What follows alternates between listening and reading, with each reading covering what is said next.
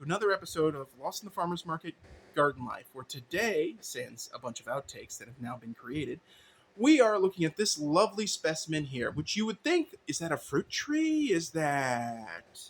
Well, it is a tree. It certainly is. Its scientific name is Eucalyptus deglupta, or commonly, Rainbow Eucalyptus. That's right, folks, Rainbow Eucalyptus. And, I mean, look at some of these leaves. Look at that reddish color in the new foliage. And see, there we go. I don't know if it's showing up well under this light, but the leaf tips are a reddish color, reddish pink, which is really cool. The bark is green, red, and brown all at the same time, and this is a small specimen. Now, it is in the Myrtaceae family, which means it's related to the myrtles, which kind of fits because it's kind of aromatic like that, and the flowers are similar in shape and style. Now, the specific epithet, deglupta, means peeled off, husked, or shelled. And don't mind Moggy. He's being silly at the moment because he knows he's on camera. Anyway, it means then that refers to the seeds and the casing they come in after they form. Really, this plant is native to the Philippines, Indonesia, and Papua New Guinea. It is hardy in USDA zones 9 through 10, and 8B, 8A are a maybe. I've seen some sources that suggest it might be hardy here, maybe not. I'm not taking chances with my lovely specimen. It's coming in for the winter.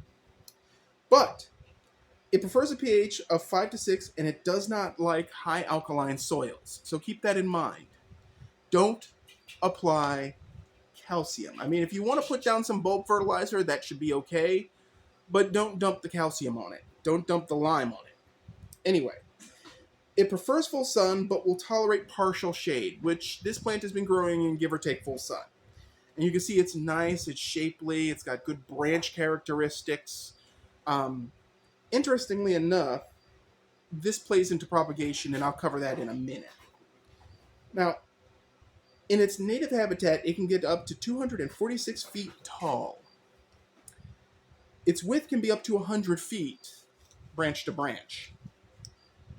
It also has some AKA names. Now, I'm going to mangle this one, and y'all can send me a correction in the comments if you...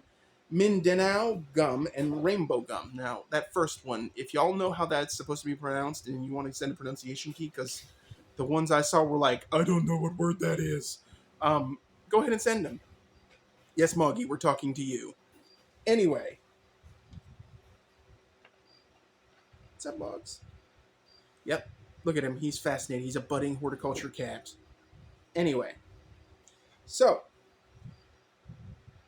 this plant should not be planted next to a house or underground water lines because its roots will perforate that and may damage foundations and or transmission lines that are in the ground. So be careful about that.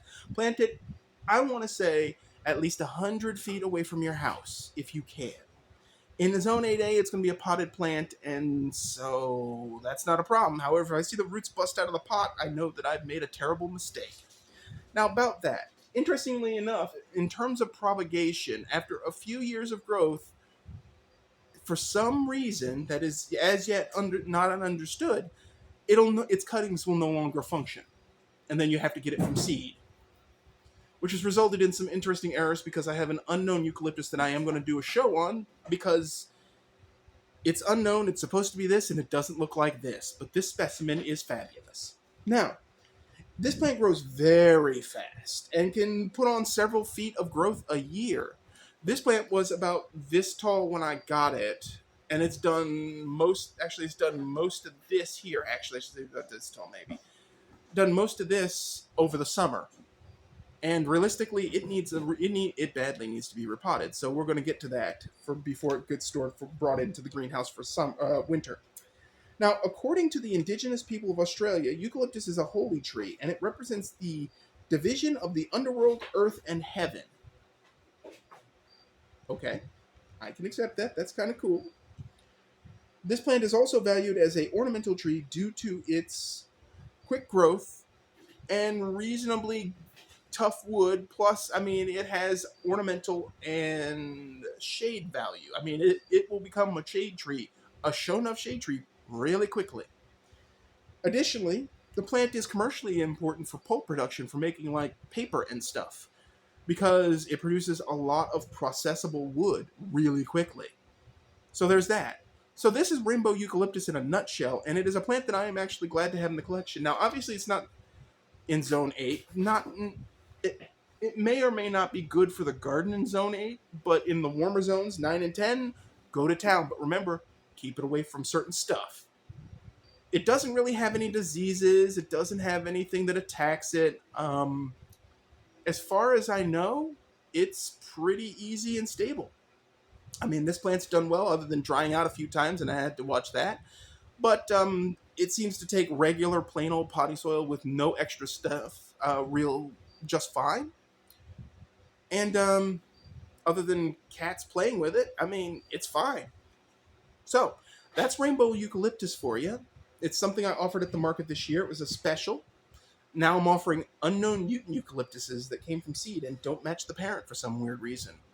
So, beyond that, if you like this if you have any thoughts about Rainbow Eucalyptus, growing it, having experience, any tips or tricks you'd like to share, please put them in the comments section.